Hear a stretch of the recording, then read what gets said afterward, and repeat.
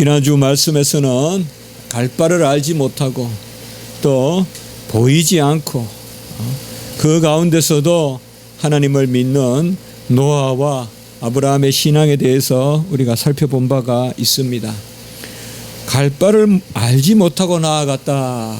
이것은 참 미성숙하거나 무지하거나 맹목적이거나 그런 부정적인 요소가 있습니다. 그러나 믿음의 세계에서는 이것이 바로 본질을 말해주는 것입니다.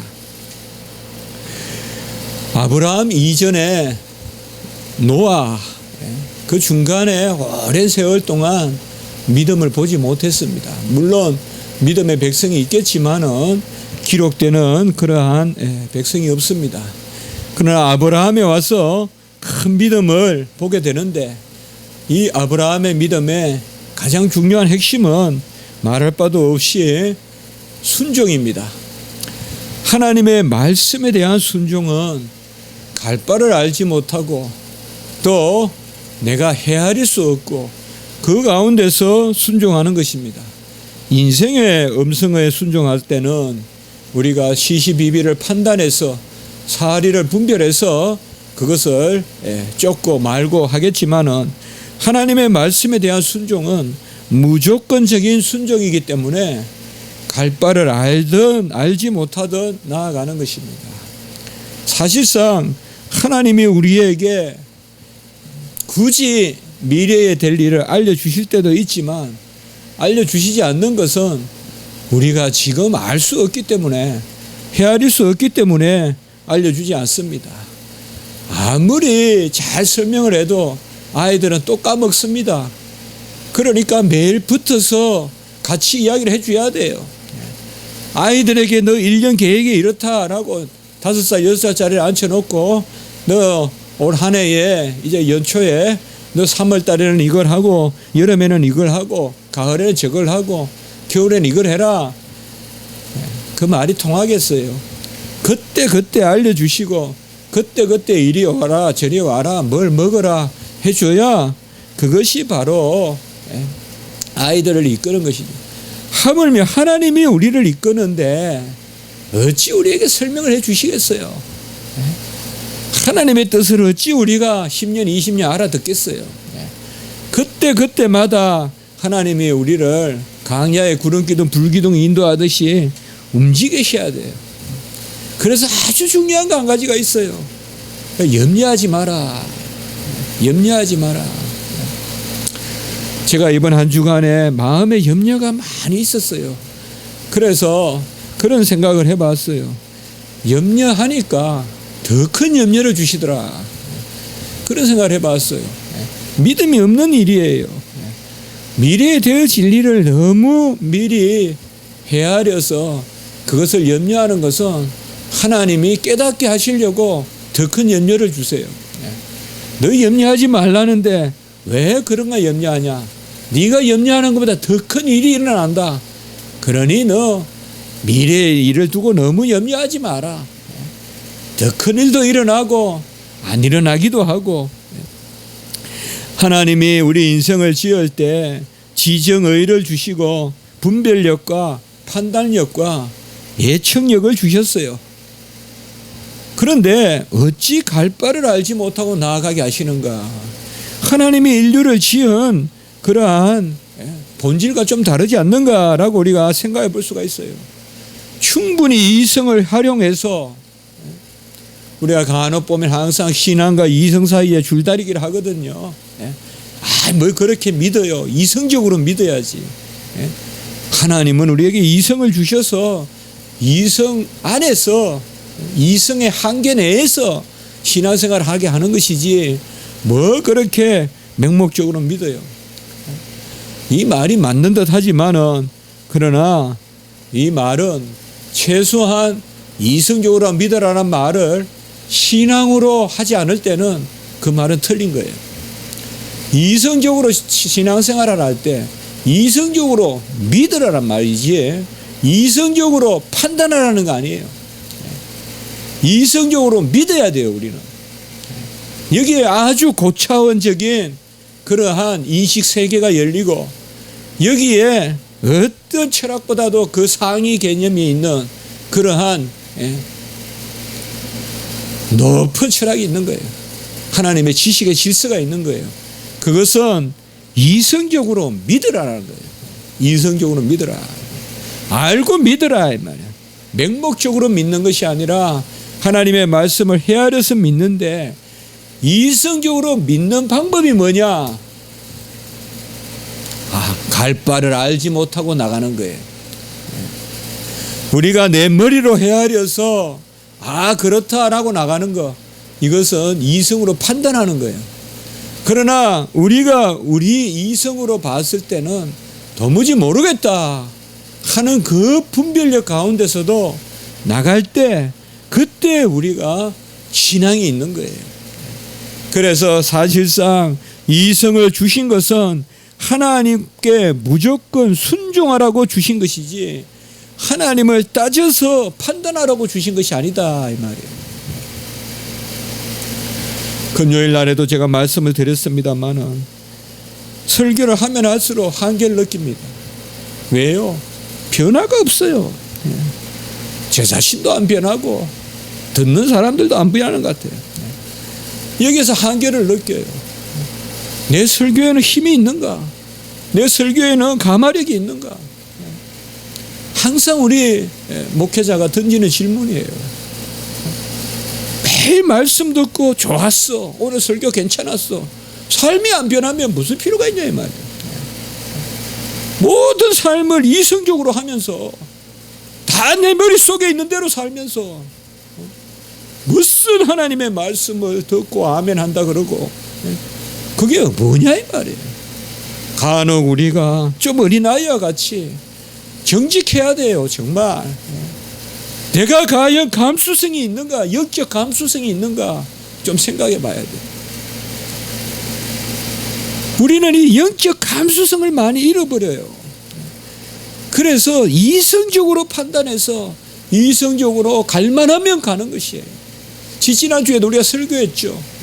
똑같은 성령의 지시가 있어도 그것을 말씀으로 해석해서 사도 바울은 죽으러 예루살렘으로 갔고, 제자들은 똑같은 성령의 지시가 있어도 결박이 있고 환란이 기다리니까 가지 말라고 했다. 그러니까 동일한 성령의 감화가 있어도 이렇게 확 달라지는 거예요. 이성적으로 그걸 받아들이면 성령의 감화가 있어도 아무 필요가 없는 거예요. 성령의 감화는 있는데 내 편한 대로만 살면 무슨 그게 성령의 감화냐 이 말이에요. 성령의 감화는 있는데 하나도 말씀대로 안 살면 그냥 살아왔던 대로 살고 되어가는 대로 가고, 그게 무슨 성화냐 이 말이에요. 나를 부인하고 어제보다 나을 자리로 끌고 가야 돼. 더 기대라고 우리가 계속 나누면서도 도무지 기대는 모습이 없고, 도무지 모든 것을 그냥 내 뜻대로만 행한다면 무슨 의미가 있겠냐 이 말이에요. 믿음의 본질은 바로 지정의 판단력, 분별력, 이것을 주심으로 나를 부인하게 만드는 것입니다. 이것이 믿음이다. 이성을 우리는 부인하지 않습니다. 왜 이성을 부인해요? 이방 종교 아니에요. 우리는 그러나 주술의 종교가 아니에요. 이성은 하나님이 주신 거예요. 그러나 그 이성으로 믿어라 이 말이에요. 이성으로 판단에 이르지 말고 이성으로 믿어라. 그 이성으로 믿는 그 어떻게 보면 미묘한 백지장 한 장의 차이 같지만은 크게 인생의 삶이 달라지는, 그게 바로 믿음의 삶이라 이 말이에요. 똑같은 지시함을 받아도 좌로 행할 수도 있고 우로 행할 수도 있어요. 그렇기 때문에 우리는 평소에 말씀을 좀 기억해야 돼요. 말씀이 이리 하라 했는데 내 앞에 불이익이 보이고 어려움이 보이면 말씀대로 안 하는 거예요. 말씀대로 안 하는 거예요. 그것이 바로 오늘 말씀이에요. 그는 약속의 땅에 갔다고 했습니다. 9절에 보면 하나님이 지시한 땅에 갔는데 그 약속의 땅에 갔을 때 그저 그냥 기름진 땅이 있고 갈대아 우르에서보다 훨씬 소산이 좋고 물이 펄펄 넘치고 그런 땅이 아니었습니다. 가나안 땅은 결코 물질적으로 토질적으로 갈대아 우르보다 좋은 땅이 아닙니다. 가나안에 살면서 오히려 그쪽 가서 옮겨서 살아야 됩니다. 그런데 하나님은 역으로 지시하시는 거예요. 가나안 땅에 가라. 근데 그 땅에 가보니까 처지와 형편이 뭡니까? 오늘 보면 이방의 땅에 거류하는, 이방의 땅에 있는 것 같이 되었다. 저는 좀 이사를 많이 해보고 자취도 하숙도 정말 대학교 때 헤아려 보니까 30번이 넘게 이사를 다녔어요. 중학교, 고등학교 때부터. 2달 이상 산 곳이 여기저기 다녔습니다. 그러다 보니까 이렇게 장소로 옮겼을 때의 그러한 쓸쓸함, 그러한 낯섦 이런 것을 조금 이해합니다. 바로 그 땅에 가보니까 이방의 땅에 있는 것 같이, 이방의 땅이 약속의 땅인데 분명히 하나님은 약속의 땅이라고 지시해서 가라고 하셨는데 그곳에 가보니까 그냥 이방의 땅 같고, 알다시피 풍년이 든 게 아니라 흉년이 그냥 들어닥치고 이러한 상황 가운데 아브라함이 놓이게 된 것입니다. 창세기 12장 1절에 보면 고향과 친척과 아비의 집을 떠나 내가 내게 보여줄 땅으로 가라 그랬는데, 이때 고향과 친척과 아비의 집, 그 기름진 갈대와 우르의 땅, 이것은 다 호조건인데 주님이 가라고 한 것은 바로 악조건입니다. 내가 보여줄 땅, 약속의 땅은 그렇게 호조건의 땅이 아닙니다. 그러면 어찌 하나님은 우리가 지상의 삶을 살 때 이렇게 하시는 것입니까? 오늘 9절에서 우리가 하나 잘 주목해 볼 필요가 있어요. 면밀하게 성경을 읽어보면 다른 것은 전부 다 순서대로 내려가는데 오늘 9절에 보면 먼저 앞당겨서 이삭과 야곱이 나와요. 아브라함의 말씀을 하면서 아직까지 이삭이 태어난 거, 이것은 그 다음 절에 나오잖아요. 사라가 이제 잉태하는데 먼저 이삭과 야곱이 나와요. 왜 9절에서 이렇게 아브라함과 이삭, 야곱을 같이 거론할까요? 더불어 장막에 거하였다. 우리는 이렇게 한번 본문을 살펴볼 수 있어요.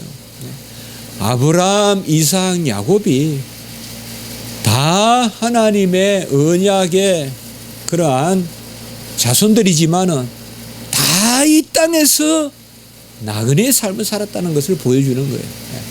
아브라함만 그렇게 살은 것이 아니라 이삭도 그렇게 살았고 야곱도 그렇게 살았다는 거예요. 이걸 미리 땡겨서 빨리 이야기하고 있어요. 이 히브리서에서는 순서별로 쭉 이야기하는데 여기서만 먼저 땡겨서 언급을 해놓고 있어요. 못을 박아버리는 거예요. 뭐냐? 하나님이 지시한 땅으로 가라 하고 하나님이 언약을 맺은 아브라함, 이삭, 야곱이 칼빈의 기독교 강요에도 나오듯이 결론적으로 이 땅에서는 그들이 복을 받았음에도 불구하고 나그네의 삶을 살고 고난의 삶을 살고 힘겨운 삶을 살았다는 거예요. 기독교 강요에 보면 아주 그 구약 부분에 잘 해석을 해놨어요. 아브라함이 얼마나 고난스러운 삶을 살았고 이삭이 얼마나 고난이 있었고 야곱이 얼마나 고난이 있었는가, 그것을 잘 보여주는 것입니다. 동생이 형을 죽이는 걸, 형이 동생을 죽이고 또 동생과 형이 서로 다투고 죽이려고 들고 다 이삭이 경험하잖아요. 또 야곱도 경험하잖아요. 동생을 그냥 구덩이에 집어넣고 뭐 자신만은, 이번 주에 보니까 그 이병철의 장남 죽었잖아요. 장남들 다 죽었잖아요. 정규영도 장남 죽고 그 밑에 상속한 사람 자살하고, 그 지금 정몽준과 저 사람이 돼 있잖아요. 재벌이면 뭐예요? 가족끼리 서로 죽이는데. 죽인 것은 아니지만 사실상 죽인 거예요. 내보내고 쫓고 그냥 자식끼리 싸워 뭐 삼남이니 사남이니 하면서 다 그런 고난이 있어요. 고난이 없지 않습니다. 겉보기는 멀쩡해도 다 병도 있고요. 겉보기는 다 웃고 다니는 것 같아요. 병원에 가봐도요, 다 그래도 나보다 건강해 보여, 어떨 때는. 그래도 보면 다 병이 있어, 큰 병이 있어 온 사람들 아니겠어요? 이 땅에서 나그네의 삶이다. 그러면 영 이 땅에서 삶은 아무 의미가 없느냐? 왜 이 땅에서 이러한 우리의 삶을 주느냐? 고난의 삶을 주느냐? 그것이 바로 10절에 오늘 나와 있습니다. 이 땅의 삶은 앞으로 우리에게 다가올 삶을 예비하는 삶이라는 의미가 있어요.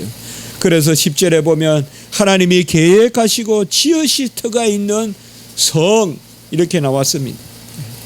9절에서는 장막이고, 장막이란 게 뭐예요? 임시처소예요. 옮겨 다녀야 돼요. 풀이 없으면 옮겨 다니고, 짐승이 많이 다가들면 옮겨 다니고, 물이 없어도 옮겨 다니고, 그건 이 땅에서는 장막인데 10절에 보면 하나님이 계획하시고 지으실 터가 있는 성을 바랐습니다 라고 이렇게 말하고 있습니다. 소망입니다. 이 땅의 삶은 아무 의미가 없는 것이 아니라 하나님이 계획하시고 지으실 터가 있는 성을 예비하는 조건이 되는 삶입니다. 이 땅의 믿음의 삶은, 이 땅의 장막의 삶은 영원한 도성의 삶을 예비하는 그 거룩한 터, 새 예루살렘의 도성에서 사는 그 삶을 예비하는 것입니다. 그렇기 때문에 우리의 지상의 삶은 너무나 귀한 것입니다. 이 지상의 삶은 아무렇게나 살아서 되는 것이 아니고 대충 살고 책잔 넘기듯이 넘어가야 되는 삶이 아니라 이 지상의 삶은 하나님이 지으실 터 가운데서 그 가운데 있는 성을 바라보는 삶이 되어야 되는 것입니다. 성도의 삶은 소망이 있어야 됩니다. 우리는 히브리서에서 소망의 다시라는 말씀을 이미 보았습니다. 그때 이렇게 제가 말씀을 전했습니다. 새벽에 이 소망이 없고 어찌 믿음이 있겠느냐. 그래서 소망이란 단어가 계속 진행된다는 것을 우리 염두에 두어야 된다고 했어요. 그리고 11장 1절에 믿음은 바라는 것들의 실상이다. 딱 못 박아서 이야기하고 있어요. 소망이 없는 신앙은 죽은 신앙이에요. 바라는 것이 없는 신앙은 헛신앙이에요. 회고나 하고 뒤나 돌아보고 배나 두드리고 있는 신앙은 죽은 신앙이에요. 믿음은 필히 하나님이 지으실 터에 성을 바라보는 소망이 있어야 돼요. 소망 없이 믿음이 있다는 사람 저는 인정할 수가 없어요. 소망 없이 어찌 우리가 하루의 삶을 믿음으로 견딥니까? 아멘. 주 예수여 어서 오시옵소서. 그 소망이 있었기 때문에 고린도 교회에 고린도전서 16장에 말하고 있잖아요. 마라나타. 주 예수여 오시옵소서. 요한계시록에 말씀하고 있잖아요. 마지막에 고린도 교회 얼마나 힘들어요. 짖고 불고 까불고 얼마나 힘들어요. 그때 사도 바울이 아멘. 주 예수여 어서 오시옵소서. 소망이 없이 어찌 목회하겠어요. 소망이 없이 어찌 살겠어요. 주님의 재림의 소망, 다시 오시는 소망. 주님이 다시 오셔야 터가 있는 땅에 성의 삶이 있으니까 소망이 있어야 됩니다. 너무 염려하지 말고 걱정할 것도 없고 주님이 우리와 함께 계시기 때문에 맡기면 돼요. 걱정, 염려, 근심할 바에야 기도하면 되고 하나님 앞에 소망을 가져야 됩니다. 이 땅의 삶이 천상의 삶과 연결되는 그것이 믿음이라면 그 믿음은 필히 바라는 것들의 실상이다. 아브라함, 이삭, 야곱 쉽게 우리가 생각할 수 있겠어요. 뭐 요새가 힘들을까요? 그때보다 뭐 전원적인 목가적인 생활을 했을까요? 얼마나 힘들겠어요. 그 강야 생활이라는 게. 강야 생활이 얼마나. 성경을 읽을 때 그걸 인정해야 돼요. 아주 그들을 인정하면서 읽어야 돼요. 요새보다 무슨 뭐 괜찮지 않았겠냐? 오히려 아니거든요. 소망 가운데서 하나님 앞에 나아가는 것입니다. 소망의 끈을 놓으시면 안 돼요. 소망의 닷을 탁 내려야 돼요. 소망의 닷을 탁 내려야 돼요. 그래야 우리가 믿음의 출발을 하는 거예요. 역시 제가 이렇게 설교했어요. 배는 밤새 앵커리지 정박을 하는데 그때 소망의 닷을 내려놓고 밤을 지나 새벽에 믿음으로 출발한다. 소망을 가지셔야 돼요. 젊은이들도 소망을 가지셔야 돼요. 부족한 저도 세계 최고의 학자와 공부했어요. 세계 최고의 학자와 공부했어요. 이것은 제가 자랑하는 것도 아니고 객관적인 사실이에요. 아무것도 없이 구석에서 산중에서 앉아서 성경 읽던 사람이 불과 5년 6년 만에 세계 최고의 학자를 만났어요. 소망을 가져야 돼요. 소망을 가져야 돼요. 나는 왜 세계 최고의 학자를 만나고 세계 최고의 음악가를 만나고 세계 최고의 기술자를 만나 왜 못해요? 하나님 앞에 서면 길이 뚜렷이 보여요. 저보고 그렇게 이야기했어요. 라이트 교수님하고 공부하는 것은 꿈이다라고 이야기했어요. 아직까지 저는 생생하게 듣고 있어요. 그 말은 제가 그런 래피저 기숙사 있을 때 그 뒷곁에서 권태경 교수가 한 이야기예요. 그 꿈이다. 저는 그걸 소망으로 가진 거예요. 전부 다 사람들이 꿈이다 라고 했을 때 제 안에는 그게 소망이 된 거예요. 해보자. 해보자. 보이지 않아도 라틴어 공부했어요. 무슨 입학 허가를 받고 라틴어 공부한 게 아니에요. 제가 믿음이 있단 말이 아닙니다. 하나님이 제 안에서 역사하시겠죠. 어드미션 받고 가서 라틴어 공부했으면 어드미션도 못 받았을 거고. 여러분, 우리는 소망이 있어야 돼요. 소망을 버리는 것은 믿음 없는 거예요. 하나님 앞에 하나님이 나를 변화시키십니다. 한국 교회를 위하여 크게 사용하실 것이다. 우리 십자가지기 교회도 하나님이 사용하실 것이다. 그들이 장막에 유했지만은 하나님이 계획하시고 지으실 터가 있는 성을 같이 합니다. 바랐습니다. 바랬습니다 이 말이에요. 바람이 있어야 돼요.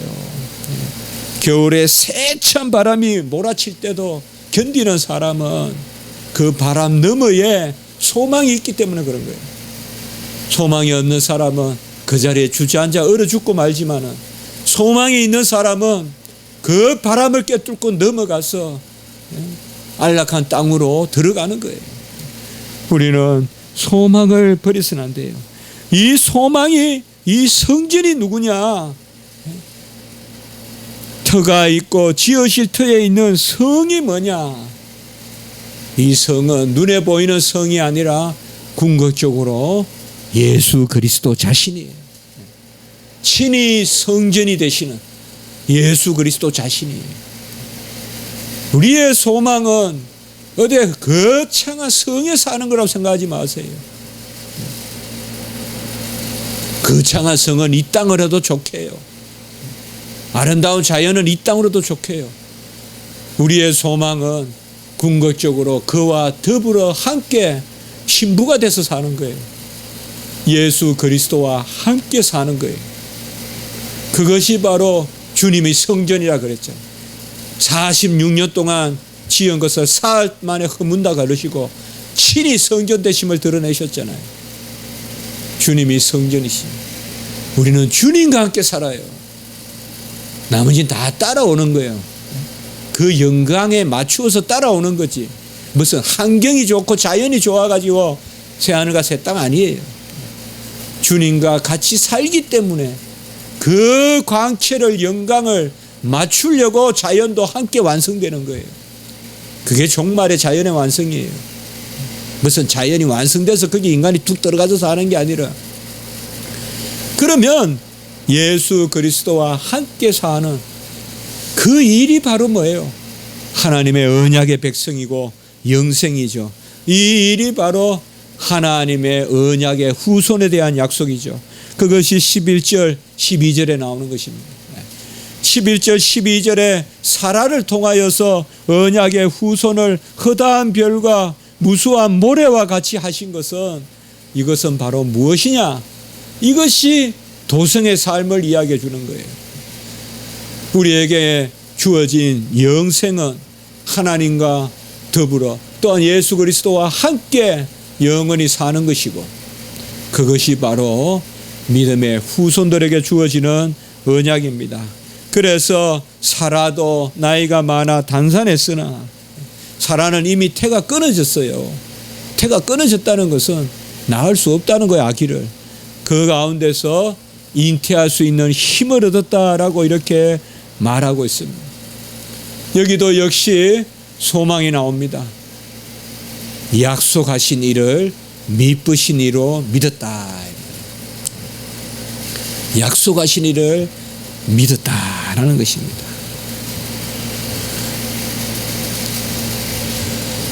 우리는 하나님이 우리와 대화하시는 방법이 있어요.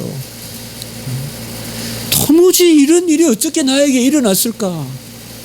그런 말을 계속 되뇌이면서도 지나고 나면 다 잊어버려요. 뭐 언제 그런 일이 일어났나? 아니에요. 그 일을 우리는 붙들어야 돼요. 그 일이 우리에게 소망의 요소가 되는 거예요. 도무지 어떻게 나에게 이런 일이 일어났을까? 그 일로부터 다시 일어나야 돼요.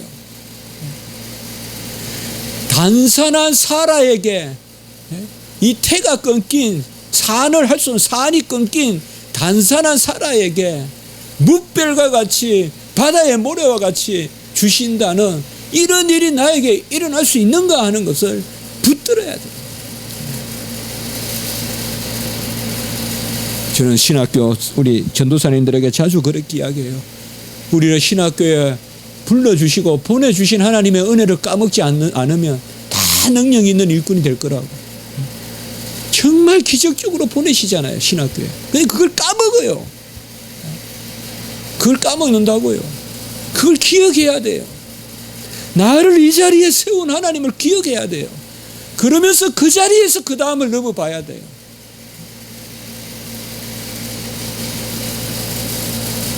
하나님이 우리에게 주신 약속은 꼭 사라와 같이, 네가 무별과 같이, 그렇게 우리가 음성을 안 들려주셨더라도 우리의 삶의 증거로, 요새 시편에 많이 나오지만 그 에두트, 삶의 증거로 우리에게 확신돼요.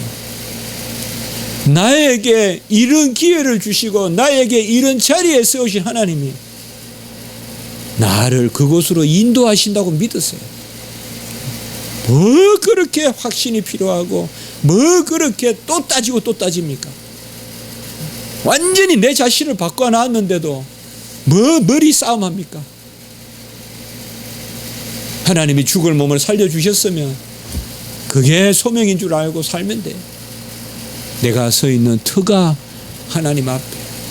오늘 말씀을 통하여 우리 성도님들에게 이런 소망이 있기 바랍니다. 소망으로 다시 일어나시고 소망으로 이기시고 소망 가운데 자라가시고 하나님 앞에 온전히 나아가는 그런 은혜의 역사가 있기를 축복하는 것입니다. 한번 기도드리겠습니다. 거룩하고 자비로우신 하나님 아버지, 잉태할 수 있는 힘을 우리에게 주실 줄 믿습니다. 우리는 다 죽은 듯 반불하고 단산하였고 죽었습니다. 그러나 하나님 우리를 다시금 살리셔서 30배, 60배, 100배 생명의 결실이 나는 그러한 아버지여 하나님의 자녀로 삼으신 줄 믿습니다.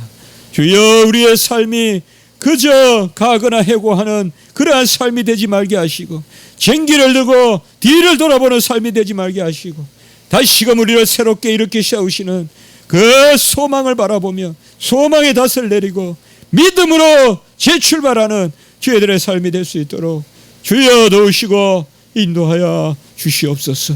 우리를 사용하여 주시옵고 우리를 주님의 증인들로 삼아 주시고 우리 교회를 그 자리에 세우시고 우리 성도님들 다 붙들어 주시고, 어렵고 힘들고 아무것도 안 보이고 막막하더라도 다시금 소망을 주셔서 새 힘을 얻고 일어나게 하시옵소서. 오늘 하늘 예배를 주님께 의지합니다. 모든 순서 부서 하나님 지켜 주시옵소서.